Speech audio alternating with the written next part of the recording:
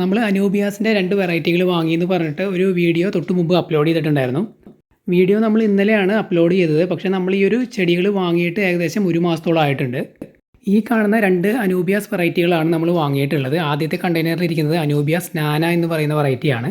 രണ്ടാമത്തെ കണ്ടെയ്നറിൽ ഇരിക്കുന്നത് അനൂബിയാസ് മിനിമ എന്ന് പറയുന്ന വെറൈറ്റിയാണ്. ഇങ്ങനെയാണ് നമ്മൾ ഈ ഒരു മാസമായിട്ട് ഇത് സെറ്റ് ചെയ്തിട്ടുള്ളത്. 2 സെപ്പറേറ്റ് കണ്ടെയ്നറിലാക്കി ഇങ്ങനെ സെൻറ്റർ ഭാഗത്തായിട്ട് സെറ്റ് ചെയ്ത് വെച്ചിരിക്കുകയാണ്. അതിലേക്ക് നമ്മൾ കുറച്ച് പ്ലാറ്റിയുടെ കുഞ്ഞുങ്ങളെ ആഡ് ചെയ്ത് കൊടുത്തിട്ടുണ്ട്. അവർക്ക് നമ്മൾ ഫീഡ് ചെയ്യുന്നുണ്ട്. അപ്പോൾ ഫീഡ് ചെയ്യുന്നതിന് വരുന്ന വേസ്റ്റും അതുപോലെ തന്നെ മീനുകൾ പ്രൊഡ്യൂസ് ചെയ്യുന്ന വേസ്റ്റും എല്ലാം പ്ലാന്റ്സ് നന്നായിട്ട് യൂസ് ചെയ്യുന്നുണ്ട്. അനൂബിയാസ് എന്ന് പറയുന്നത് റൈസോം പ്ലാന്റ്സ് ആണ്. അതായത് റൈസോമിൽ നിന്നാണ് അവർ ഡെവലപ്പായി വരുന്നത്. ഈ ചെടികൾ പൊതുവേ വളരെ സ്ലോ ഗ്രോത്ത് ആയിട്ടുള്ള ചെടികളാണ്. ഈ ചെടികൾ കൂടുതലായിട്ടും യൂസ് ചെയ്യുന്നത് ഡെക്കറേഷന് വേണ്ടിയിട്ടാണ്. അക്വേറിയത്തിനകത്തൊക്കെ ഡ്രിഫ്റ്റ് വുഡിലും അതുപോലെ തന്നെ റോക്കിലൊക്കെ പടർത്തി നല്ല ഭംഗിയിൽ അറേഞ്ച് ചെയ്യാൻ വേണ്ടിയിട്ടാണ് ഈ ചെടികൾ കൂടുതലായിട്ടും യൂസ് ചെയ്യുന്നത്. നമ്മൾ ഈ കണ്ടെയ്നറുകൾ പ്ലേസ് ചെയ്തിട്ടുള്ളത് നമ്മൾ ഇൻഡോർ ആണ്. നമ്മുടെ ബെഡ്റൂമിനകത്താണ് ഇത് സെറ്റ് ചെയ്തിട്ടുള്ളത്.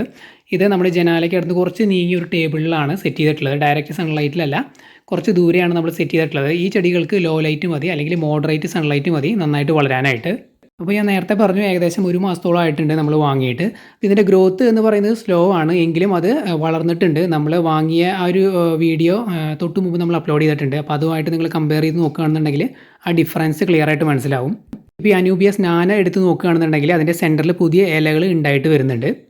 അതുപോലെ തന്നെ മിനിമം എടുത്താൽ നിങ്ങൾക്ക് കാണാം പുതിയ ഇല ഉണ്ടായി വരുന്നുണ്ട്. അതുപോലെ തന്നെ നന്നായി പുറത്തേക്ക് വിടർന്ന് വന്നിട്ടുണ്ട്. നമ്മൾ വാങ്ങിയതിനേക്കാളും പുറത്തേക്ക് നന്നായിട്ട് വികസിച്ച് വന്നിട്ടുണ്ട്. അതുപോലെ പുതിയ ഇലയും ഉണ്ടായിട്ടുണ്ട്. രണ്ടിലും ഉണ്ടായിട്ടുണ്ട്.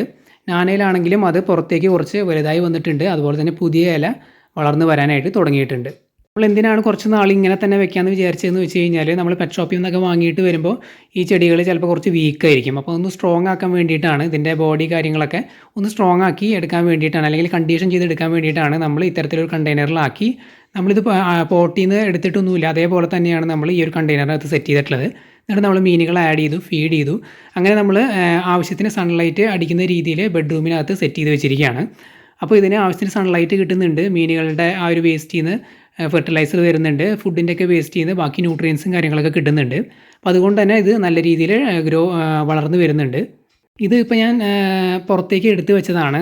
കാരണം അകത്ത് ലൈറ്റ് കുറവായതുകൊണ്ട് നല്ല ക്ലിയർ ആയിട്ട് കാണിക്കാൻ വേണ്ടിയിട്ടാണ് ഞാൻ പുറത്തേക്ക് കൊണ്ടുവന്നത്. അപ്പോൾ സൺലൈറ്റ് കാര്യങ്ങളൊക്കെ കുറവാണ്.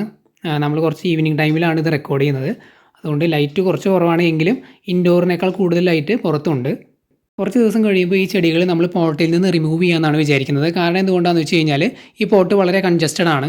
അതുപോലെ തന്നെ ഇത് ചിലപ്പോൾ അതിൻ്റെ ഗ്രോത്തിനെ ബാധിക്കാനുള്ള സാധ്യതയുണ്ട്. പിന്നെ മാത്രമല്ല ഇതിനകത്ത് സ്പോഞ്ച് കാര്യങ്ങളൊക്കെ സെറ്റ് ചെയ്തിട്ടുണ്ട്. ആ സ്പോഞ്ചിൻ്റെ ഇടയിൽ കൂടെയൊക്കെ ഈ വേരുകൾ തുളച്ച് വരാറുണ്ട്. അപ്പോൾ നമ്മൾ സ്പോഞ്ച് റിമൂവ് ചെയ്യുന്ന സമയത്തൊക്കെ ഈ വേരുകൾക്ക് ഡാമേജ് വരാനുള്ള സാധ്യത വളരെ കൂടുതലാണ്.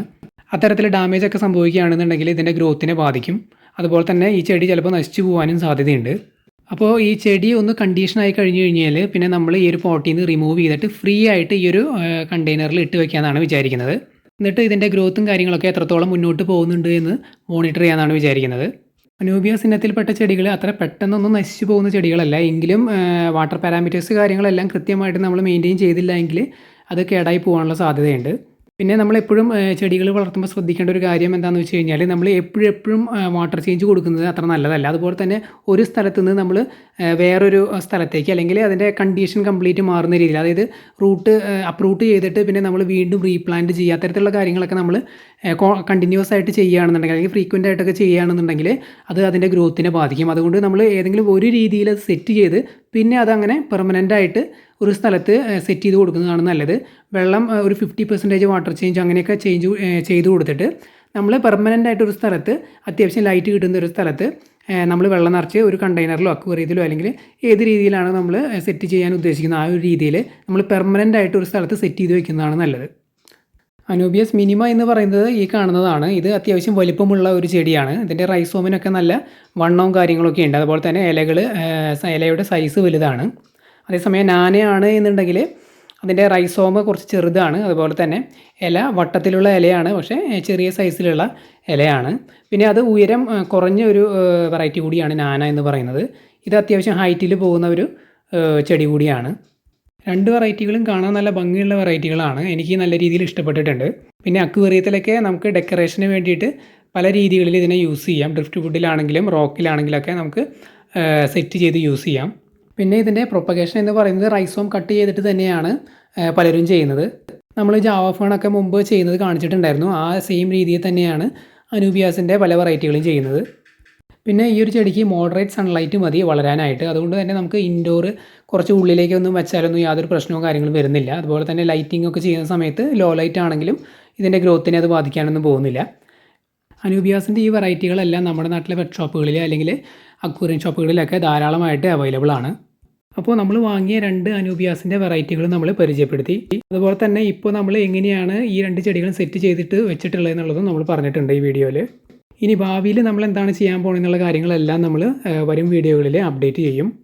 അപ്പോൾ ഈ ഒരു വീഡിയോ എല്ലാവർക്കും ഇഷ്ടപ്പെട്ടു എന്ന് വിചാരിക്കുന്നു. പുതിയൊരു വീഡിയോ ആയിട്ട് നമുക്ക് വീണ്ടും കാണാം.